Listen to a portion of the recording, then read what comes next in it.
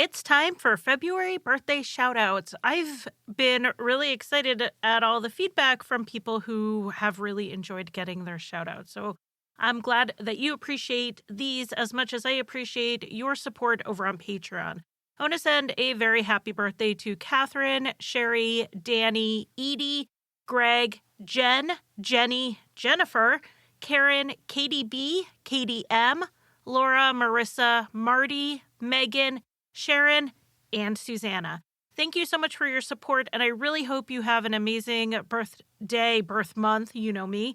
We celebrate all month long. So have a piece of cake for me, and happy birthday.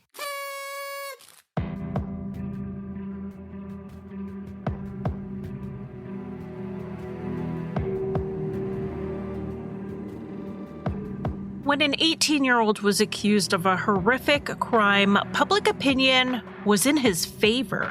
By mortgaging their homes, the people of Litchfield County, Connecticut, helped pay for his defense.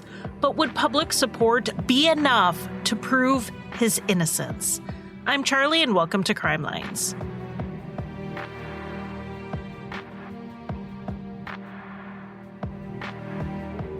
Welcome to Crime Lines. This case was suggested by Sherry, so thank you so much for sending it in. One more suggestion knocked off the list, only 287 left to go. But before we jump into this episode, I do want to announce that one of my friends, Tani Plattis, the host of the Death is Hilarious podcast, is an amazing audiobook narrator, and she just voiced a new book that is out now. This is #not an ad, but if you do like books like Sharp Objects or Big Little Lies, which are two that I loved, this is an award-winning book by Natalie Simons called Lies in Bone. It is a small-town mystery about family secrets and murder, and it's just a tragic and chilling story. I'm going to leave the link to the book on Audible in the show notes in case you are interested in listening to Lies in Bone and hearing Tani's amazing narration skills. I just adore Tani, and I wanted to shout this out because I am big sister style proud of everything she has accomplished. So let's get into today's episode. This case took place in my home state of Connecticut, and it happened in the Canaan area. This is the northwest corner near the borders of Massachusetts and New York. All of my sources are linked in my show notes, but I do want to mention a couple at the top. There are two books on this case. One is Guilty Until Proven Innocent by Donald S. Connery, and the other is Death in Canaan by Joan Barthel. I also want to mention the Hartford Courant, which had a number of journalists covering this case in detail over the decades since it first happened. This case starts with Barbara Gibbons. She was born in November 1921 in Berlin, Germany. She did have a bit of a journey to end up in Connecticut. Her father was in the import-export business, which I somehow had in my head as something that scammers say to explain why they have money with no obvious business. But it is an actual legitimate job. It's just basically facilitating the purchase of international goods to be sold domestically, and then you buy things domestically to sell them overseas. When Barbara was little, her family first moved to England, but her father's business went under and they ended up moving to New York City. Her father found enough success that they lived in New York while also having a cottage home in Falls Village, Connecticut. After finishing high school, Barbara spent 2 years at New York University in their pre-med program before she dropped out for financial reasons. Barbara got a job at an insurance company in New York City and seemed to live a fairly typical single working woman life. Then, in 1955, at the age of 33, she gave birth to a son. Barbara did not have a serious boyfriend at the time, and she never told anyone who the father was, not even her child. She named him Peter Riley, and this is something else she never fully explained, at least to other people's satisfaction. Why the last name Riley rather than giving him her last name? maybe she just liked how it sounded. Barbara was unconventional in a number of ways, which is something that will come up again in this episode. When Peter was still little, Barbara left New York and moved in with her parents in their Connecticut cottage. She found work at another insurance company nearby. Barbara's father was really hands-on with Peter, and they were close. Peter was also close to his grandmother, Hilda, but Barbara and Hilda did not get along. That caused a lot of tension in the home. When Peter was 10, Barbara and Peter moved out and away from Hilda. When Peter was 12, they then moved again into a small one-bedroom home in Falls Village. At some point, Barbara lost her job. She was fired. She briefly worked at the gas station across the street from their home, but that also didn't last. Barbara then made ends meet through a combination of welfare benefits and the help of a wealthy friend from New York. This friend was also named Barbara, so to avoid confusion with the names, I'll call her B, which is what she's called in the book Death in Canaan. The money sent from B was mostly for Peter's sake. She's been described as his godmother, though that is not a formal designation. Barbara wasn't religious and hadn't had Peter baptized, but B was certainly trying to look out for Peter and make sure he wasn't going without. By 1972, both of Barbara's parents had died, with her father predeceasing her mother. Hilda's will then left the estate to another relative, not Barbara or Peter, which really confirms that the rift between mother and daughter had not healed. It seems like it was a mix between an overbearing mother and a very unique daughter. Barbara was very intelligent. She was a well-read woman, but she struggled managing the usual adult things that we all have to do. And she really started struggling with these as she got older. By older, I just mean in her 40s. We aren't talking about dementia, but there may have been some mental health issues happening. Those who knew her characterized her as on a decline. She hadn't always struggled with these things. In fact, she had managed a career as a single mother in the 1950s. But then she lost her job. She couldn't hold down another one. Her house was a disaster, dirty clothes and dishes all around. And she didn't always make reasonable financial decisions given how tight things were money-wise. It didn't help that Barbara may have been an alcoholic. A lot of the reporting points to Barbara's drinking, so it was at least to the level that it interfered with her life in negative ways. The alcohol may have been an attempt at self-medication, but it made things worse. Without a job to occupy her time, and with Peter busy with high school, after-school activities, and friends, Barbara spent most of her time reading library books and writing. She would also entertain herself by making mischief in ways you may not expect from someone who is in their late 40s or early 50s. One example is that she sent a story to the local paper about a truffle hunt being held in a specific area. The paper did not fact-check this event before they ran it. So there was an announcement for this entirely fictional truffle hunt. The day advertised, Barbara watched with amusement as people gathered to the area and started looking for where to go for this event. A local priest told Joan Barthel, the author of Death in Canaan, that if Barbara was rich, she'd be eccentric, but she wasn't, so she was just an oddball. Another way Barbara stood out in the early 1970s was that she was an unmarried woman who was rumored to entertain men in her home.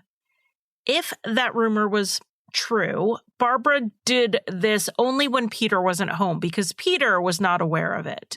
And he would have known. This house had 4 rooms with one bedroom that they shared. Barbara and Peter slept in a bunk bed, so he would know if there was someone else in the house while he was there. But the two did manage with the lack of space and privacy okay, and Peter and Barbara were really close. But with Barbara not being very good at being an adult in most situations, they did end up with a relationship that was more like peers. So when they argued, it would be on that level rather than parent to child. But they generally calmed down and got over whatever tiff they had quickly. Peter's friends liked Barbara because she was pretty relaxed about things and she seems like, the cool mom. As for Peter, he was a well-liked kid. He was a good student. He was a little bit on the quiet side, but otherwise very typical. On September 28th, 1973, like the typical teen he was, Peter went to school. Sometimes he would drive himself, but this day Barbara needed the car that they shared to run some errands, so Peter got a ride to and from school with a friend. While he was in school, Barbara drove to Canaan to buy a new wallet and a new light jacket. She charged the cost of these items, which meant she didn't pay for them. Her store credit bill would be sent to Peter's godmother, B. Barbara needed the new wallet because her old one had been stolen out of the home a week or so before. When it was stolen, it had around $100 to $120 in cash in it. Around noon, Barbara stopped at the optometrist's office to pick up a new pair of glasses and have them adjusted. At some point in the day, Barbara also cashed a $100 check from B. This would be more like $600 in today's money. The check had come with a somewhat exasperated note from B. It basically told Barbara that she needed to get a job. It also said, "My resources have had it." And this wasn't the first or only indication that B planned to stop financially supplementing Barbara's life. Barbara would have headed home from these errands to be home by 2.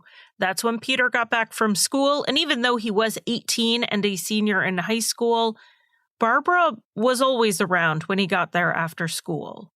Peter came home and saw that Barbara was at the gas station across the street talking to the clerk, which wasn't uncommon. So Peter went over there too, and then Barbara and Peter walked back to their house. Peter said that they played cards together until Peter's friend Jeff Maddow called and asked Peter if he wanted to go somewhere with him. Peter said yes, and Jeff picked him up. This would have been around 3 p.m. After this, Barbara went to the package store, or to dig deep in my New England roots, she went to the Packy. A package store, a Packy, is a liquor store. While there, Barbara bought a gallon of SS Pierce sherry. Barbara then went to the grocery store and was home around 6:30 based on a witness statement. Peter got home about 15 minutes later, and he said Barbara was a little annoyed with him because he was late. They usually would eat dinner together, but when he got there, she was already eating. Peter didn't stay home for terribly long because he and his friends were going to a youth group meeting in Canaan. They left around 7:20 and Barbara was watching TV. Peter drove himself this time because his friend Jeff didn't have enough gas to bring Peter all the way home after the meeting. The car Peter drove really stood out. It was a blue Corvette with a cloth top. The car had been purchased, of course, by B, but it wasn't in great working shape at this point. Still, it was what they had, and it was unique, which is pretty important to the story.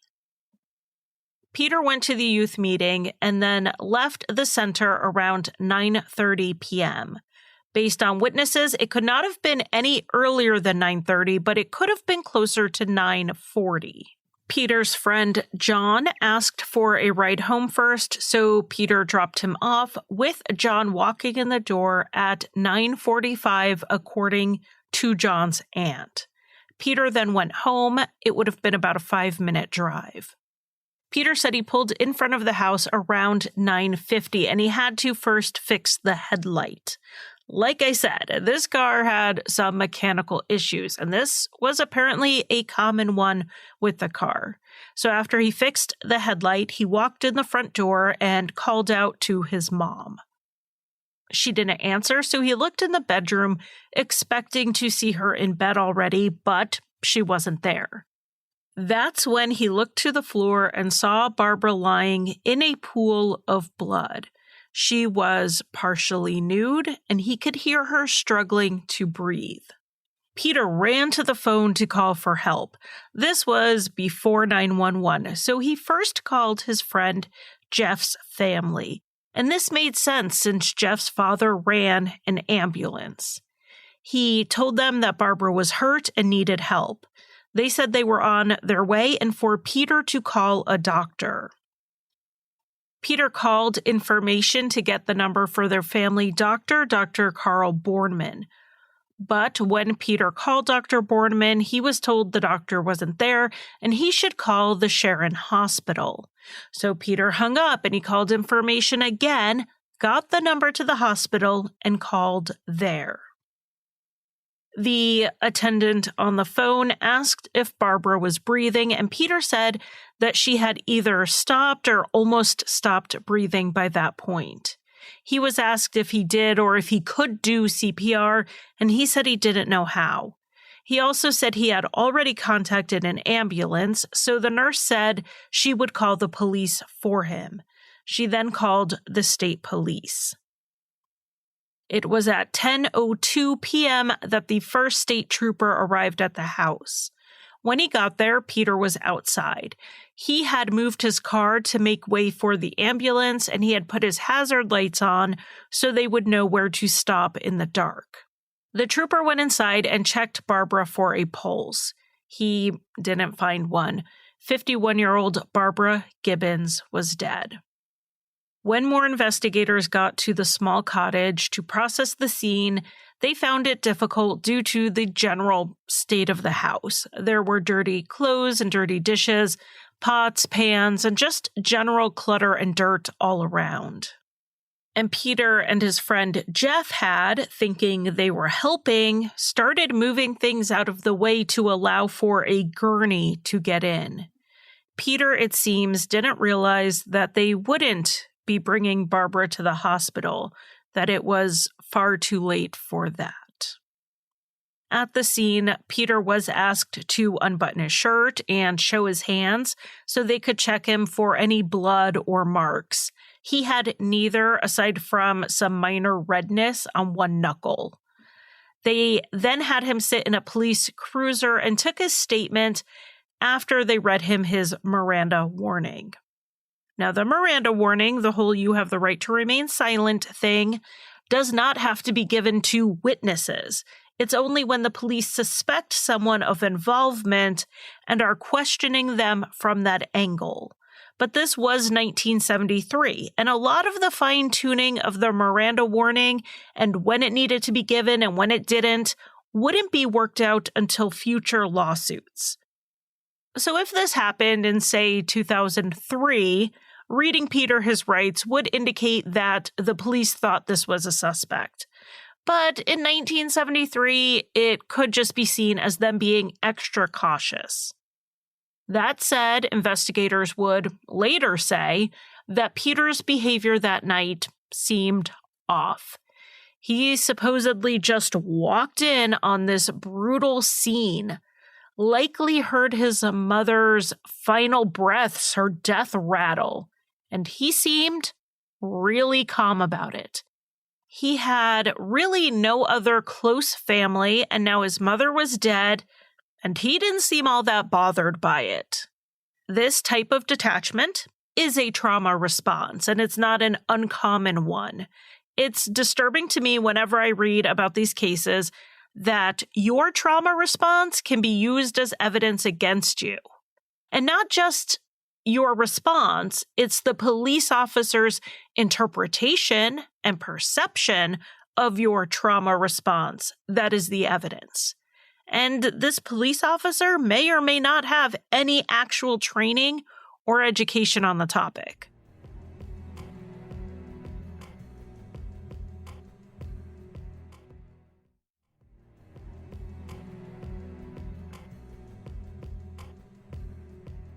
So Peter calmly sat in that police cruiser and gave his account of what happened and the timeline, which is basically what we've already gone over.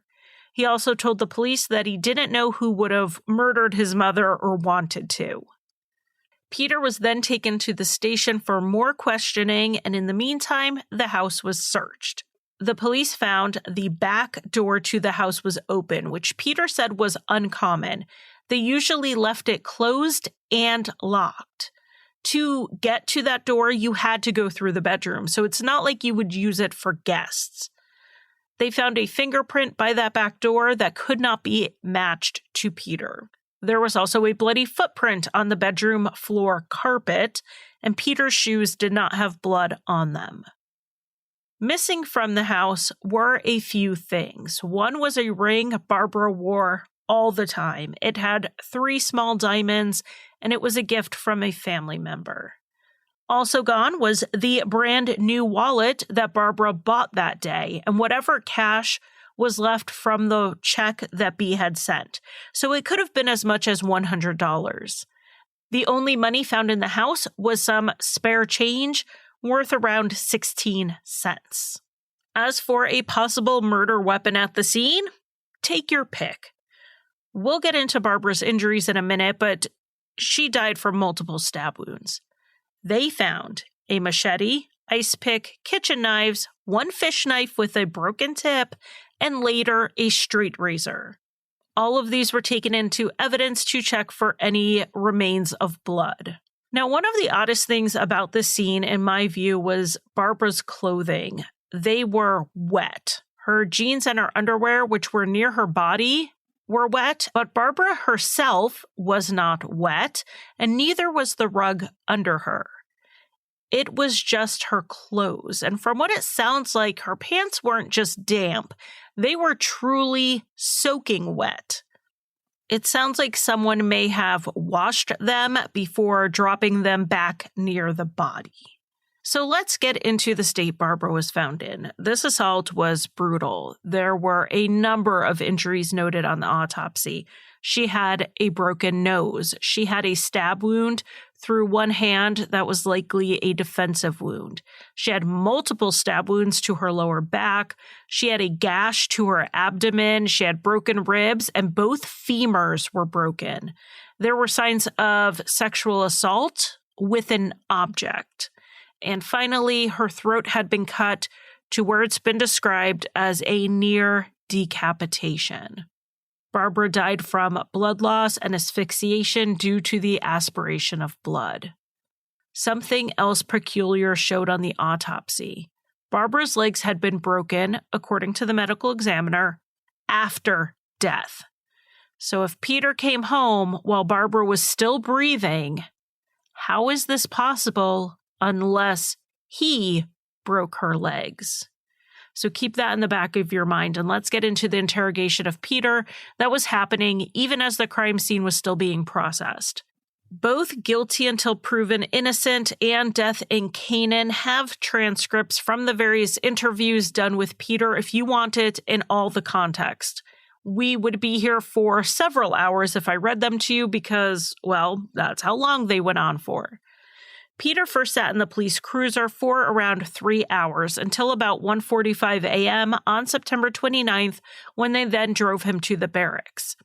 He then sat there for another 4 hours before the first recorded interview started. I want to point out that this means this interview started around 6 a.m., meaning Peter had been awake since he had gotten up for school the day before. So he had been awake for 23 to 24 hours. Peter also hadn't eaten since lunch the day before, except for a snack. So even under ideal circumstances, Peter would be vulnerable to questioning. But he had also just found his only parent dead the night before, so this was far from ideal. Peter spoke with an investigator for about 2 hours after he waived his rights.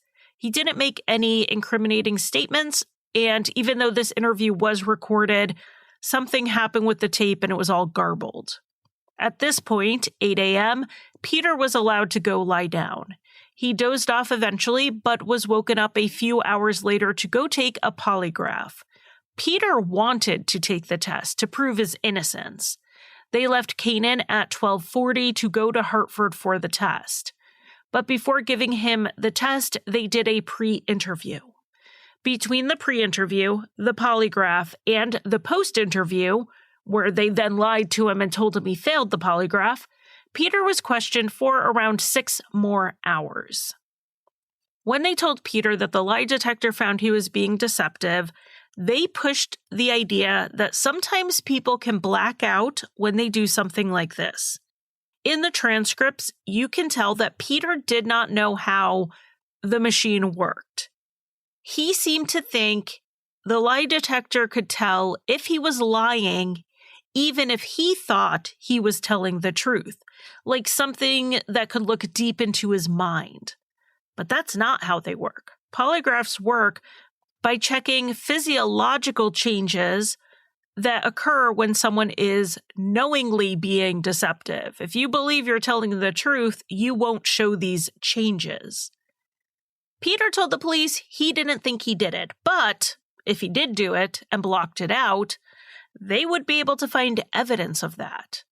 They pointed to the polygraph as evidence that his mind knew the truth, but Peter said, well, I'm sure there will be more evidence of what really happened. But they kept asking Peter if it was possible he killed his mother but didn't remember it, and Peter gave the only answer there is to that suggestion. He asked, how would he know if he had a lapse in memory? Because obviously, he wouldn't remember it.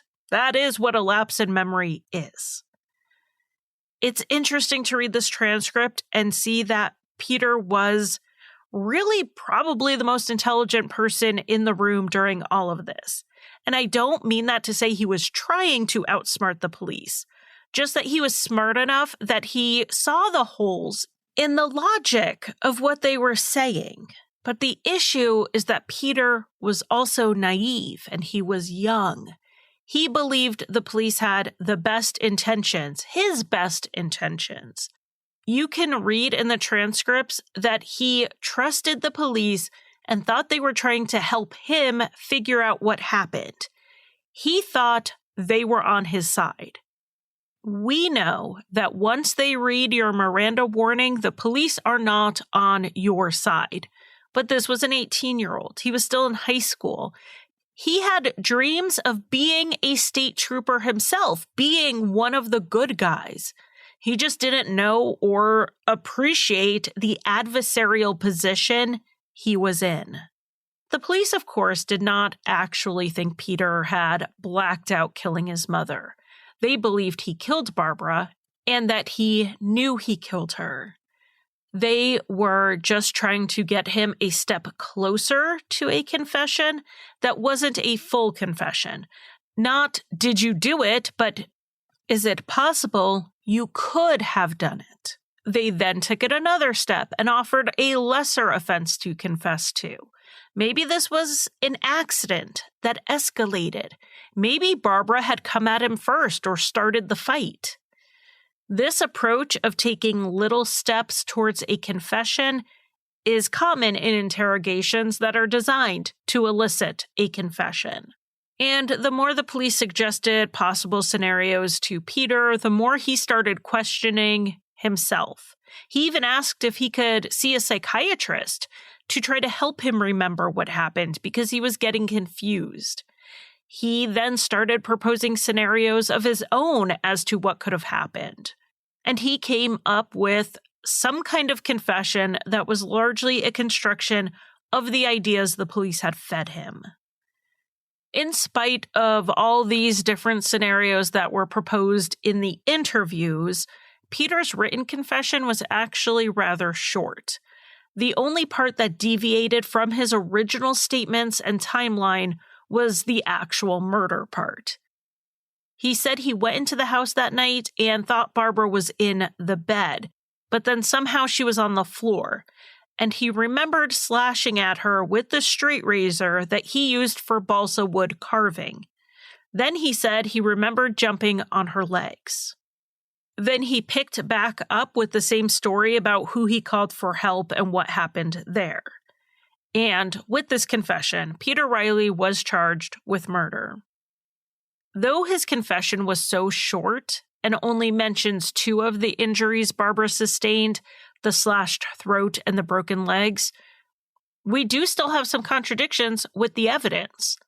For one thing, he jumped on his mother's bloody legs without getting any of the blood on him. He also cut her throat without any blood getting on him.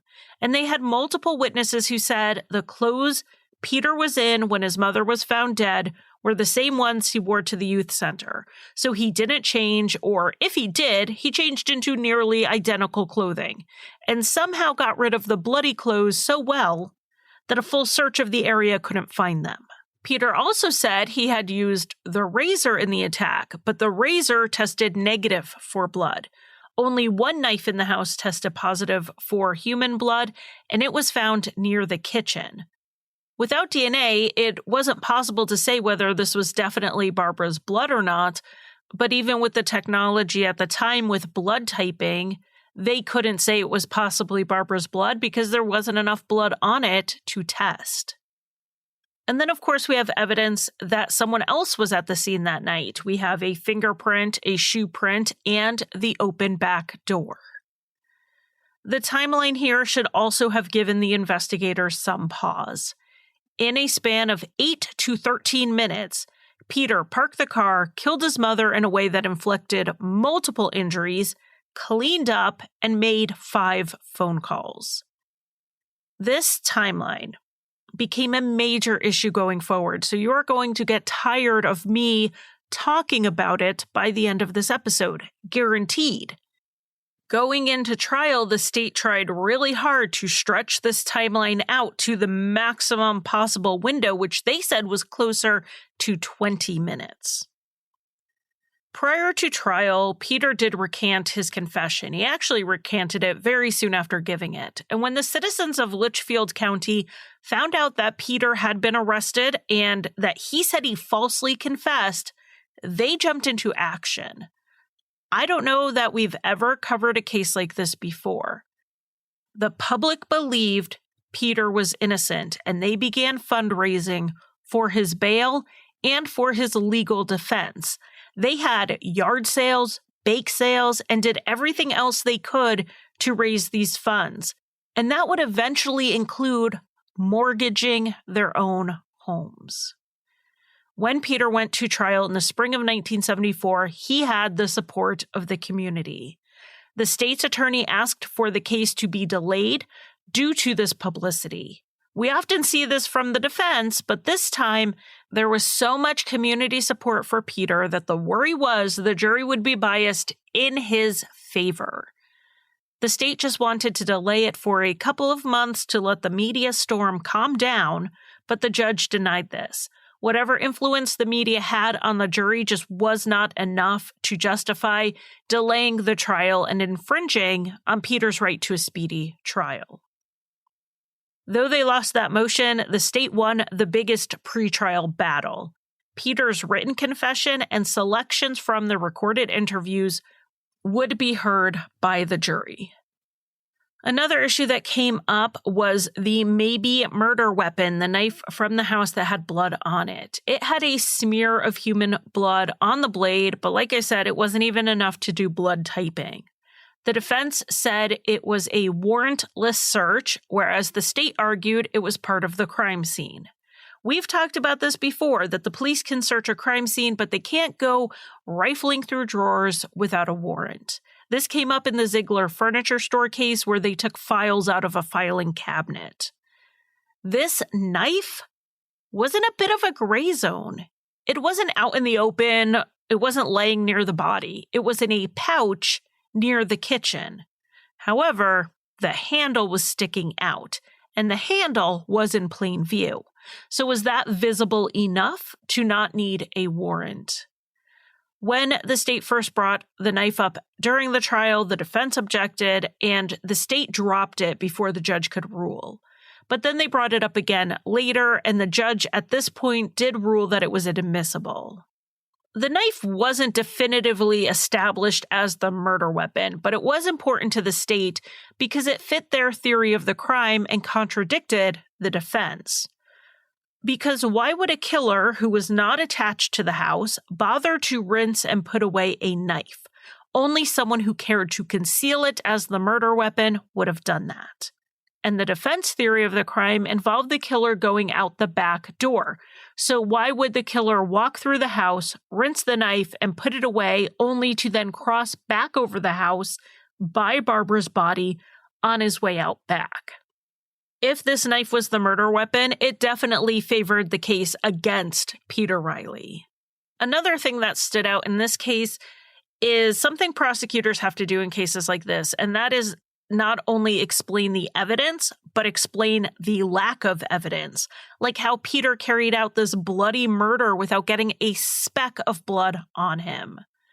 They had the medical examiner testify that, in his opinion, someone could have attacked Barbara and not gotten much blood on them.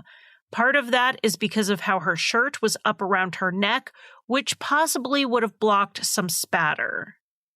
Anything Peter did get on him, he could have washed off. But to me, even if it was possible the killer wasn't covered in blood, I just don't see how there wouldn't have been at least a transfer of blood, particularly if they're trying to say Peter jumped on Barbara's bloody legs. Another issue the state had was the motive. It's not necessary to prove this, technically speaking, but it's always nice to have. Peter and his mother got along well, but when they did argue, they would sometimes argue in front of people. So the prosecution had witnesses testify to their various arguments, but they didn't have anyone testify that these ever turned physically violent.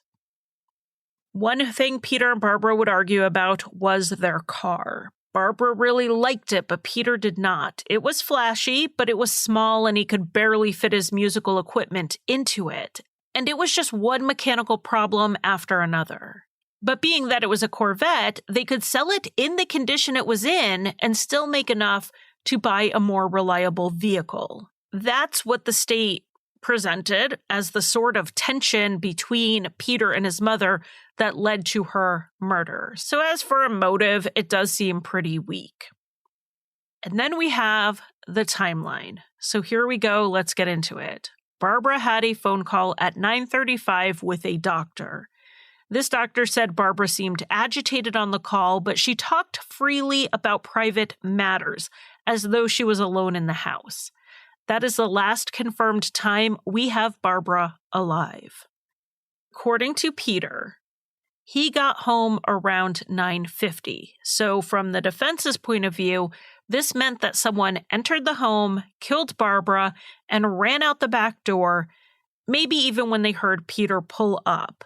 Peter entered the house while Barbara was taking her final breaths. So this is a 15-minute window that someone else could have committed the murder, but the state had a witness to contradict that. It was the nurse who answered Peter's call to the hospital on the night of the murder. She is also named Barbara, and she testified that the call came in at 9:40. She said she was sure of the time because it corresponded with an ambulance arrival. However, she did not log the call specifically. If Peter got home earlier in time to make a 9:40 phone call, there absolutely would not have been time for anyone else to have attacked Barbara. The nurse, Barbara, also testified that she called the state police after getting off the phone with Peter. The state police did log the call. It came in at 9:58. So Nurse Barbara's insistence that Peter called her at 9:40 meant that she got a call saying a woman was not breathing and there was blood everywhere, but then waited 18 minutes to call the police. Unfortunately, it does not look like Peter's defense jumped on this massive inconsistency.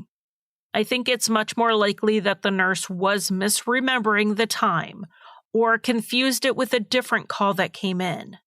But the state did use this to show that their timeline gave Peter way more time to commit the crime and to clean up than the defense's timeline.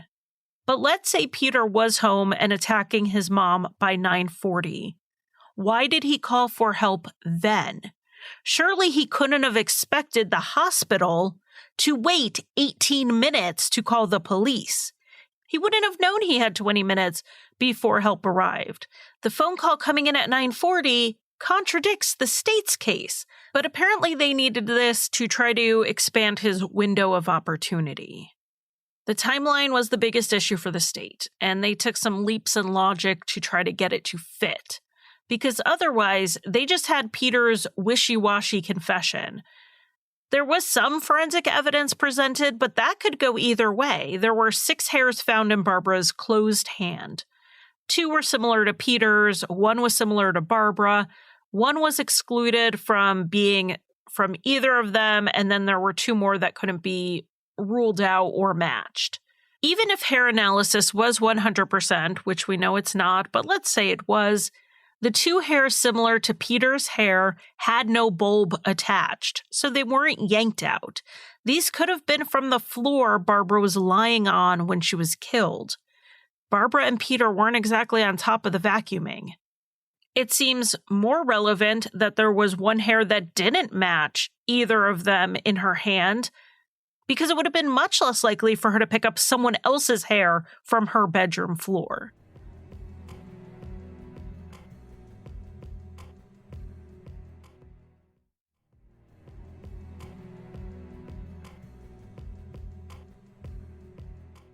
The defense case was that, surprise, the timeline didn't fit, and that Peter's confession was the product of a young, tired, and confused kid who just experienced trauma. The defense had multiple witnesses to back up their timeline, including people at the teen center who said Peter could not have possibly left before 9:30 and likely left after that. They had his friend John, who said he was dropped off at 9:45. Peter would then need about 5 minutes to get home, putting him home at 9:50, which is what he said all along. They also had the other people who received phone calls testify that their phone calls came after 9:50. It was only this one nurse who somehow got a phone call 10-15 minutes before everyone else. Peter did take the stand in his own defense to recant his confession to the jury. For jury instructions, the judge told them that they had 3 possible outcomes: not guilty, guilty of murder, or guilty of manslaughter in the first degree. During the 15 hours the jurors spent deliberating, they asked multiple times for parts of the trial to be read back to them. They seemed to be struggling to come to a unanimous decision. The judge urged them to keep deliberating and advised them to make their own decisions, but to also consider how the majority is voting as they tried to decide. When they came back with a verdict, I hate to say this, but it sounds like a compromise verdict. They found 19-year-old Peter Riley guilty of first-degree manslaughter. In Connecticut, first-degree manslaughter can occur in one of 3 ways. The first is that there was intent to cause injury and that injury led to death. But you don't cut someone's throat with the intent to injure and not kill, so that doesn't fit. The second way is through reckless conduct, showing extreme indifference to human life. Also not in line with what possibly happened here. It's not like Peter was swinging a blade around and accidentally killed his mother. The third option was that this was murder, however, under extreme emotional disturbance. But there was no evidence presented to show this was the case. And that's why I think those who were wavering on the verdict and didn't want to send a 19-year-old away for the rest of his life decided to compromise on murder. That is my non-professional opinion. Peter was then given a sentence of 6 to 16 years, though he was allowed to bond out pending his appeal. That's something we don't see happening as much today, especially in a case of a violent crime like this. But this isn't the first case I've seen in the 70s and 80s that did allow this. Peter's case had gotten the attention of some pretty famous people in the area after many came to believe he was wrongfully convicted. One of these people was playwright Arthur Miller, who lived in Roxbury, Connecticut. My international listeners may not know much about Miller, but his plays The Crucible and Death of a Salesman were on most required reading lists in American schools. He was also married to Marilyn Monroe for 5 years. These people with money and connections saw what they thought was a teenager being railroaded, and they contributed to the bail costs and also the cost of a new appellate attorney and a defense investigator. Peter lived with his friend Jeff's parents and was even allowed to go back to school to work towards graduating.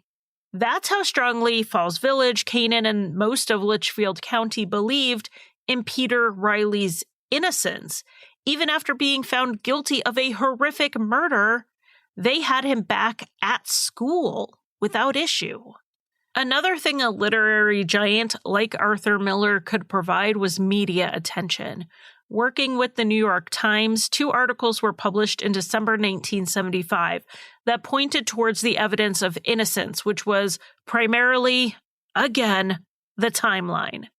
The appeal ended up having 3 grounds. One was that the state failed to provide exculpatory material at the trial, and the 2 other were both newly discovered evidence.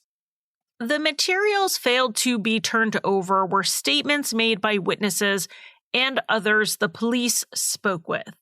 Peter's defense asked for these statements prior to trial.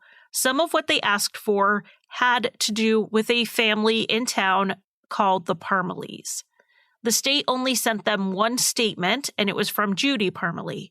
They didn't send any others, even though they had them. And that turned out to be a pretty big deal when, in January 1976, ahead of the hearing for the new trial, the fingerprint on the back door from the crime scene was matched to Timothy Parmelee, Judy's brother. That was one of the pieces of new evidence the defense said warranted a new trial. Timothy was only 16 at the time of the murder, and his fingerprints were not on file until a month before the trial when he was arrested for stealing a car. His prints were only matched in 1976 because the police were specifically asked by the defense to check, and they wanted it checked because Peter said Barbara had issues with the family. According to Peter, Timothy had not been to his house for a while leading up to the murder because Barbara had banned both him and his brother Michael from coming over. Michael was 18 and a friend of Peter's, and he really regretted enlisting in the military. He wanted out, and he realized he would get a discharge if they thought he was gay. At the time, the military had a ban on gay service members. So Michael asked Peter and another friend if they would tell the Army that Michael was gay and that they knew this for a fact. An Army investigator went to the house to talk to Peter about this, and that's when Barbara found out about the scheme. She may have thought Michael was gay and that this wasn't some setup to get out of the military, because when Michael was discharged and returned to Falls Village, Barbara would taunt Michael, asking him things like, "How are things in Ferryville?" She ended up refusing to allow him and Timothy into the house. During the investigation into the murder, Michael was given an alibi from his then-girlfriend, who was ready to testify at the appeals hearing in the spring of 1976 that she lied. The woman named Sandra lived with Michael in a trailer not far from Barbara's house. She said that on the day of the murder, they went to Michael's parents' house and then home.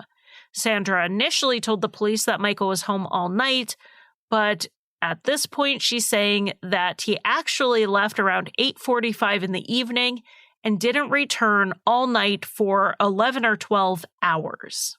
Peter's original defense was not given Sandra's initial alibi for Michael or any statements made by Timothy, which the state had in their possession.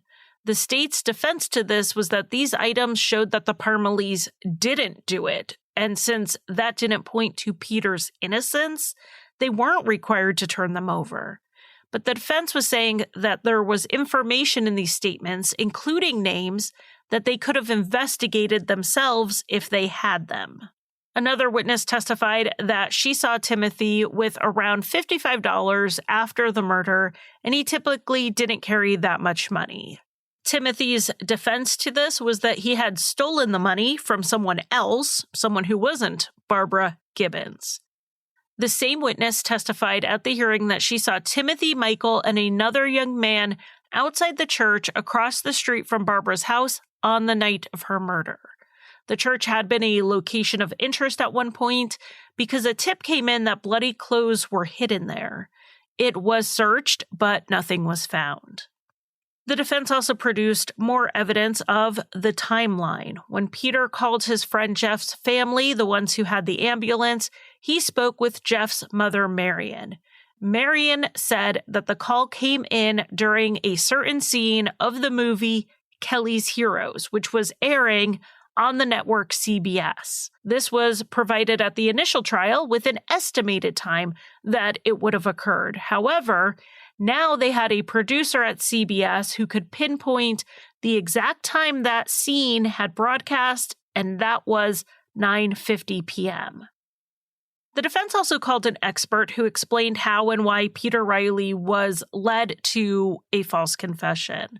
The defense said this was new evidence they couldn't have had access to prior to the original trial because the assessments given to Peter were newly developed. The state had the chance to rebut the defense's case, of course. They had Timothy and Michael both testify they didn't have anything to do with the murder. Timothy said he was at his friend's house, and then he went home around 9:30. He said he went right to bed and didn't wake up until 1 a.m. when a state trooper showed up at the house during the canvass of the neighborhood looking for witnesses. Timothy had also testified that he had been in the house a week or two before the murder, even though Barbara hadn't wanted him over. The state also undermined Sandra's credibility with other witnesses who called her a liar, basically, and then they had someone else who lived in that same small trailer say that Michael was there at 7 a.m. coming out of a bedroom, so he couldn't have been out until 8 a.m. like Sandra had said. This certainly wasn't a slam dunk case against the Parmalee brothers, and I want to be clear on that. But the defense didn't need it to be. They just had to show that if the jury had this information, they may have come to a different verdict. They may have found that the Parmalee brothers were reasonable alternative suspects. Or they may have discounted Peter's confession if they knew why he was susceptible to a false confession. The judge ruled in March 1976 that the fingerprint evidence, the evidence of the timeline, and the expert testimony were all enough to warrant a new trial. But he went a step further and said Peter had suffered a grave injustice at the initial trial. So Peter Riley gets a new trial, and the prosecutor, John Bianchi, announced that he would be taking Peter back to court on the charge of manslaughter. He could no longer charge him for murder because he was acquitted of murder when he was convicted of the lesser charge, and due to double jeopardy, manslaughter or a charge below manslaughter were the only things on the table for Bianchi to charge Peter with. This case then took another turn in August of 1976, 5 months after Peter's successful appeal. John Bianchi died suddenly from a massive heart attack. The new prosecutor, Dennis Santori, said he would still proceed with the case. But then he found something in the case file, something that should have been turned over to the defense, but it was not. After Barbara's murder, but prior to the trial, a state trooper contacted Bianchi and said he saw Peter on the night of the murder. Remember, Peter drove a very unique vehicle, a blue Corvette with a cloth top. On top of that, this trooper knew Peter, so he definitely recognized the car. The trooper said he was heading home when he passed Peter, who was on his way home from the youth center. Based on the time the trooper had clocked out of work and when he got home, which he said was just in time for a particular TV show to start, he would have seen Peter around 9:40 p.m. 9:40 is the same time the state had a nurse testify Peter called the emergency room, so this statement directly contradicted that. At best, Peter would have needed 5 minutes to get from the place he passed the trooper to his house, and that's if we ignore dropping John off first.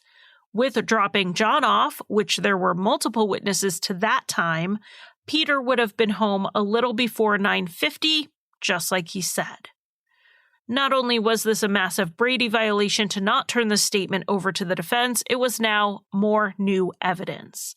In November 1976, a judge dismissed the manslaughter charge against Peter, though he initially left the door open for Peter to be charged again in the future. But this case was still not over. The governor stepped in and asked the state police to do a re-investigation into the murder of Barbara Gibbons. At the same time, a one-man grand jury investigation began, but this was looking at the entirety of the case, including the state's actions in how they investigated and tried Peter. In Connecticut at the time, there were 2 types of grand juries. They had what we usually think of when we think of a grand jury, a panel of jurors who hear evidence and vote whether to indict people or not.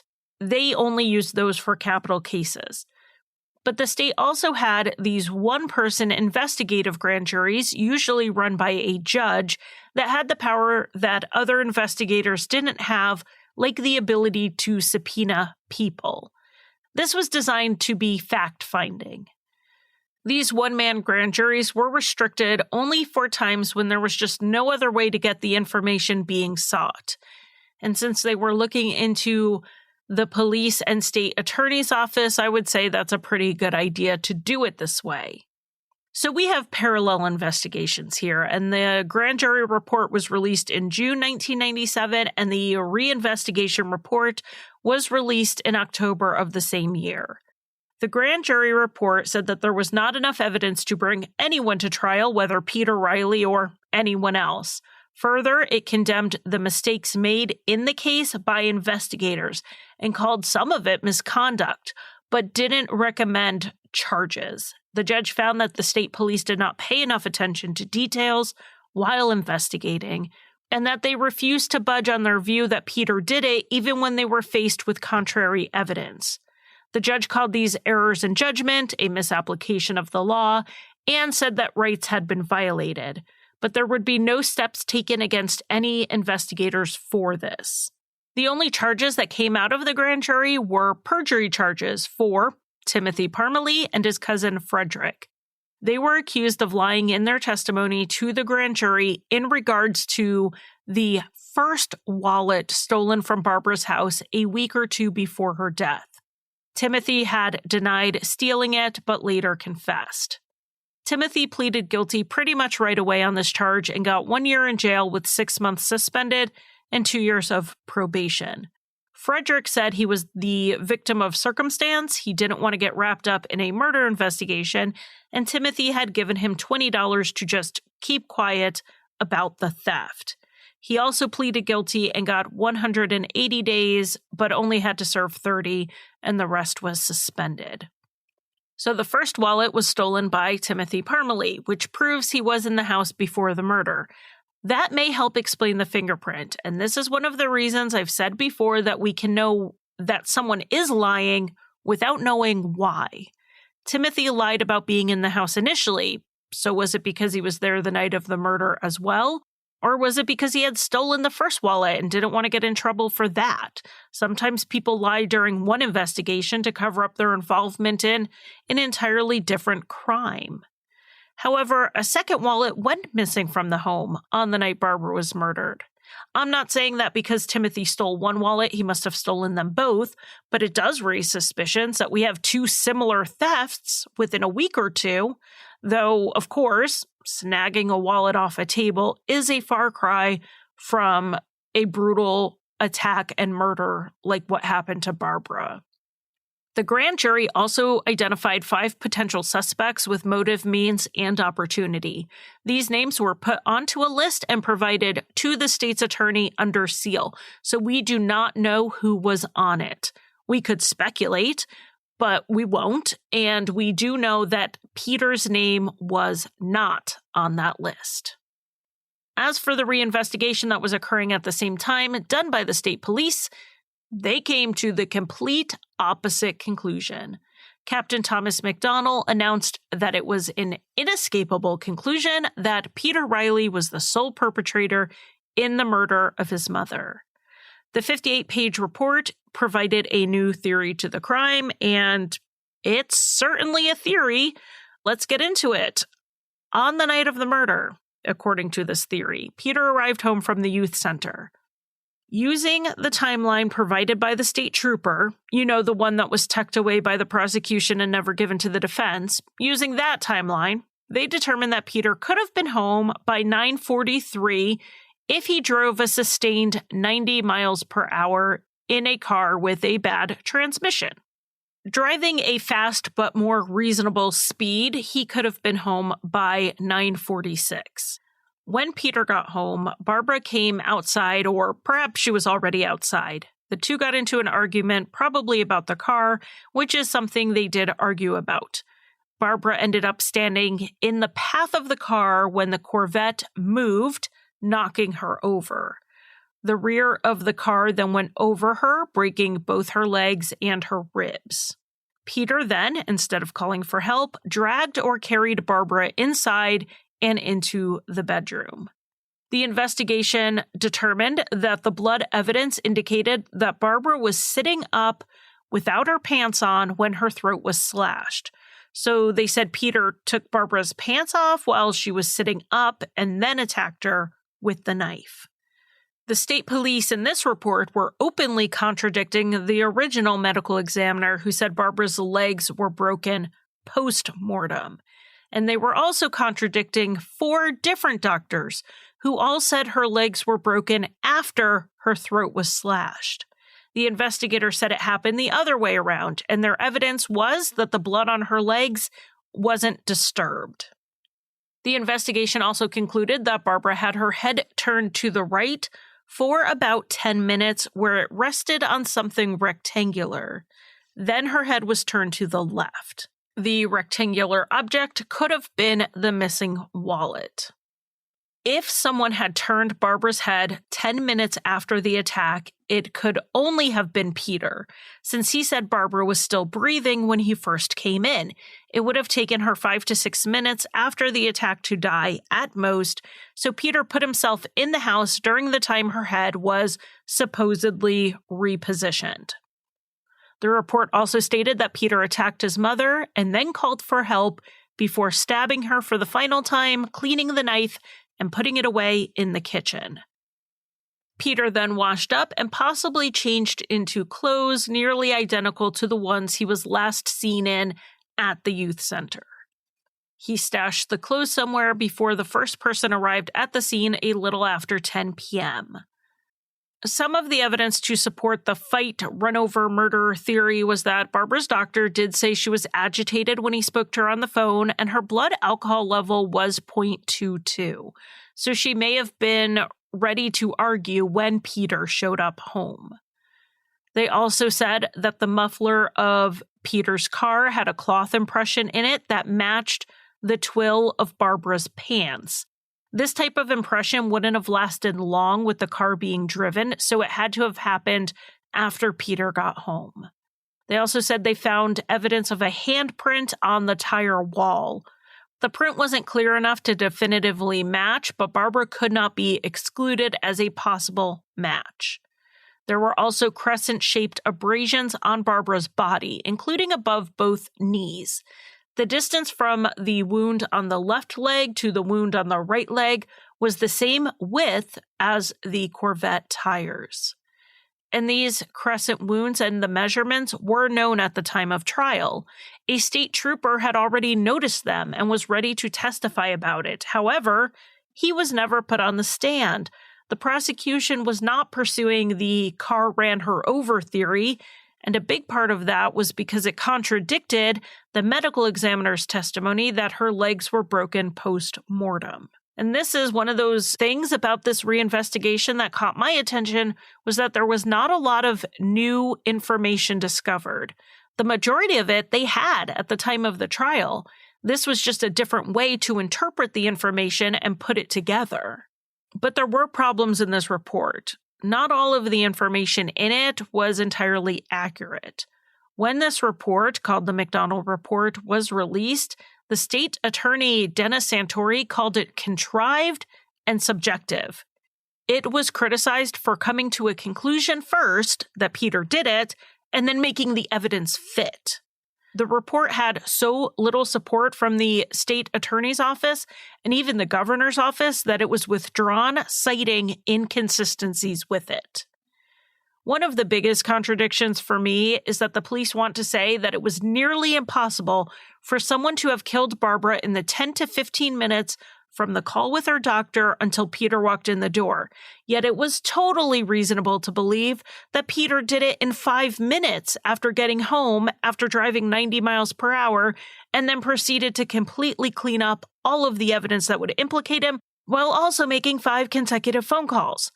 How can you rule one of those timelines improbable and the other one totally possible? It doesn't make sense. The final blow to the case against Peter Riley came in November 1977 after the reinvestigation. A judge granted a motion that officially cleared Peter and prevented him from ever being prosecuted in the case. In spite of all the attention on this case over the years, no charges have been brought against anyone for the murder of Barbara Gibbons, even though, according to the judge conducting the grand jury, there were 5 possible suspects.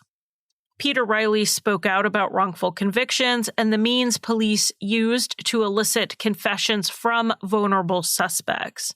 But for the most part, he has gone on to live a quiet life with the hope that one day his mother's murder will be solved. Hopefully, he and the others who cared for Barbara found their time somewhere in the last 5 decades to grieve and mourn, because the first several years were taken up by Peter's legal battle to clear his name. As Mickey Maddow said to Joan Barthel in her book Death in Canaan, when this happened, everyone said, "Poor Peter." No one said, "Poor Barbara." But after Peter Riley was exonerated, the time to reflect and remember Barbara Gibbons finally came. Thank you for listening. You can find Crime Lines on Facebook, Twitter, Instagram, and occasionally TikTok. Crime Lines is on Patreon, where I offer early and ad-free episodes as well as bonus content. Visit patreon.com/crimelines. If you want to buy me a coffee, the official drink of Crime Lines, you can give a one-time donation at basementfortproductions.com/support. And if you need a palate cleanser after listening to heavier true crime shows, check out Rusty Hinges, an allegedly funny history, mystery, and true crime show that I co-created and write for.